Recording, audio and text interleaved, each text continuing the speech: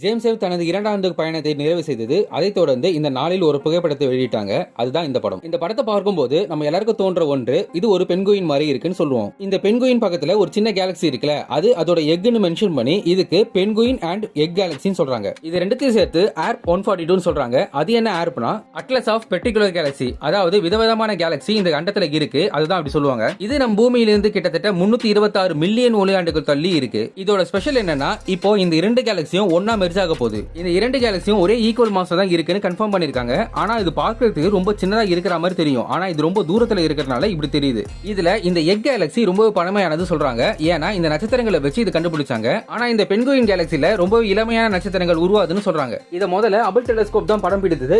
இப்போ இந்த James web infrared மூலமாகவும் மிட் இன்ஃப்ராரெட் மூலமாகவும் இந்த படம் எடுத்ததுக்கு, இந்த ஜேம்ஸ் வெப் எடுத்த படத்துல இந்த பென்குயின் கேலக்சி சுத்தி இருக்கிற கிளவுட்ஸ் பார்க்கும்போது அதுல ஹைட்ரஜன் கண்டென்ட் அதிகமா இருக்கும்னு சொல்றாங்க. நன்றி.